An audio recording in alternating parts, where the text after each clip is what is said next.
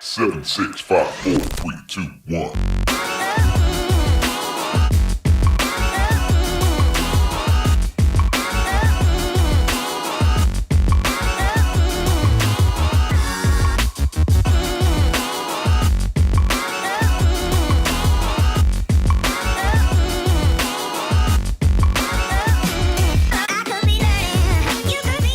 What's up, guys? Welcome to today's vlog. Today what we're going to focus on is cutting bangs. I know a lot of you guys out there have issues with different types of bangs, understanding which ones to use. So what I did today was I put together a compilation of every type of bangs you could pretty much ever think of. So we have long heavy bangs, long light bangs, medium side swept bang, choppy side swept bang, straight fringe, and then a really short grungy looking bang at the very end just for fun. So hope you guys like this. I'm gonna get started with the step-by-step. Make sure if you want to follow us, hit the subscribe button so you don't miss any videos that we put out. And also, thank you guys so much for watching. Let me know what you think in the comments. Here we go. Let's get started. All right, guys, so we're going to start off by sectioning off the mannequin to get ready for cutting the bangs. So what I'm going to do is go from the high point down to the recession point on the head and just create a nice triangle right in the forehead area of the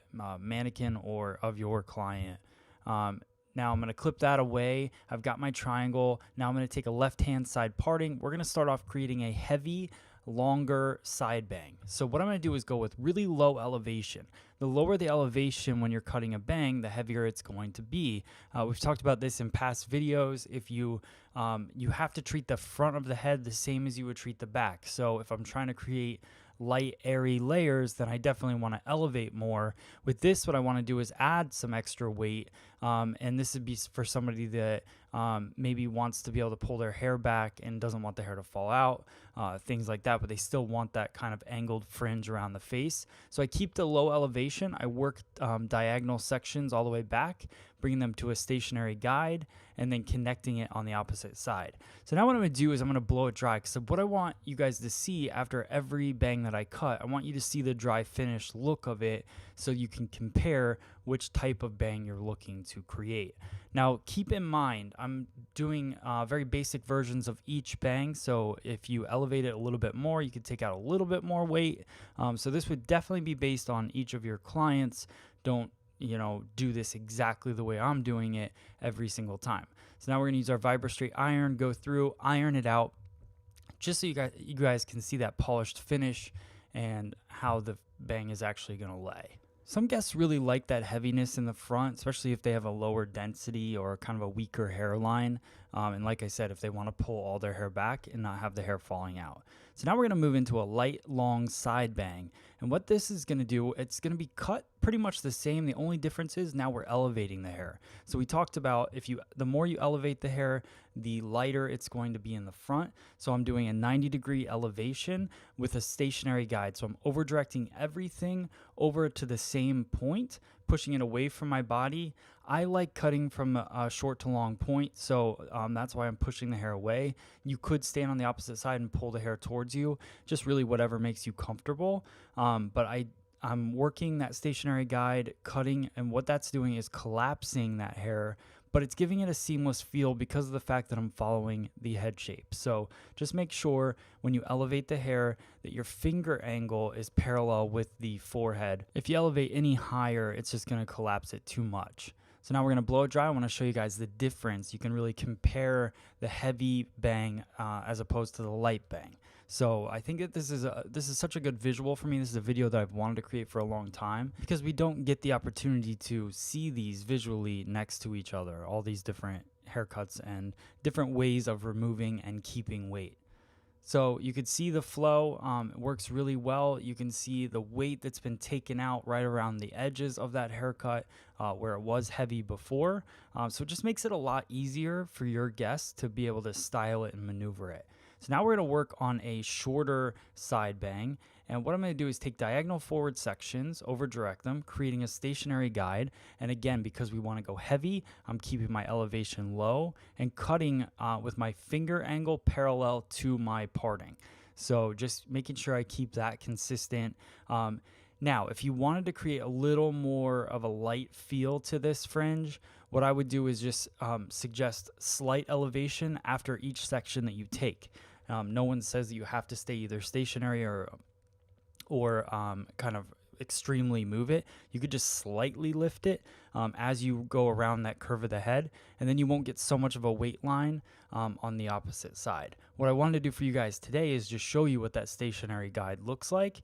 It's got a really cool feel to it, and it really pushes that weight down to the cheekbone area. So you can see that there is a little bit of layering. Why that happens is because as I round the head, my elevations change. So we did create some layering following the round of the head there. Now I'm just connecting the opposite side using my finger angle the same way. And I'll go through, blow it dry, iron it out so you guys can see what this looks like. I think this is a pretty standard bang, and I think this is what a lot of people cut, and then they get upset that it's a little too heavy. So this is definitely, you got to listen to your guest, what they're looking for, but I'm going to show you guys how to make it look lighter and more PC in a second. So we'll go through again with the VibraStraight iron it out so you guys can see the true shape of the haircut.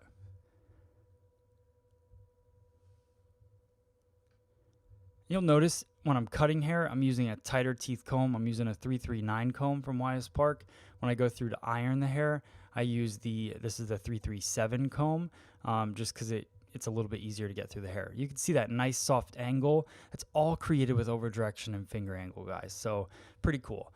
Now we're going to do a light, short, more airy, kind of fringy, I guess fringy would be the word, but a PC look in the bang. So what I'm going to do is take the weight, over direct everything over the part. So I'm taking a vertical section, over directing everything over the part, twisting it, pinching it in my finger, and doing a tease cutting technique with the scissor. What the tease cutting technique is, if you haven't seen that in some of our past videos, you can also look it up on our YouTube channel for sure. But the tease cutting technique is a half open, half closing of the scissor. So you're just closing the scissor down on, pinching the hair into the scissor. You'll be able to see a better angle of it here. So I take that vertical section and then I'm just half closing as I go into the hair. We definitely have more detailed videos on that technique if you're looking to learn it. You also could create more of a light PC feel by elevation. So remember the second bang cut that we just did, all you'd have to do is elevate those bangs up and you would get the same sort of effect. I like it being a little more choppy, and that's what the tease cutting technique does. It's not giving it an exact feel, it's giving it more PC kind of textured feel. Now we're going to go through and cut a straight bang. I like to do this on dry hair if I can. And what I do is I use the tip of the scissor or the blade of the scissor to lift up the bang. I slide my comb underneath using not super wide teeth, but not super tight either. So the 339 comb works pretty well for me for this. And I go in, I hold the hair up with a nice elevation, not too high, because again, the higher I elevate that comb, the more layered effect I'm going to get on the hair. So I want that nice solid line in there. So I just hold the hair tight with the comb, and I go through and I use my blade to cut the scissor, and I use the comb to hold the tension. So you can see you get that nice hard line fringe in there. That works for any place throughout the head to create that straight line. Now we're going to go through and create a grunge bang. And this is something that's pretty popular. You'll see it all over Instagram, and a lot of hairdressers are creating this kind of chunky PC bang in the front. It's really short, and then they let the longer hair fall over top. So I wanted to show you guys this as well. I know it's not probably a popular thing in your salon, but people may ask for it, so I think it's good to know it, and it's just fun to cut. So going through, I create that PCness by really angling my scissor and cutting into it, deep point cutting, and then I go through and I do that tease cutting technique to piece out the overlay. So it's really combining a lot of the different techniques that we did, so you can see how that looks pretty cool. All right, guys, so that's pretty much all the different types of bangs that I had in my head. If you guys have any ideas, post them in the comments below. Thank you so much for watching. There's the video. All right, guys, if you like this video, then hit the like button, hit the share button, share this video with all of your friends. Make sure to go join fscsocial.com. That's our social media community. We have our own app, so go download it, fscsocial.com. Thanks for watching.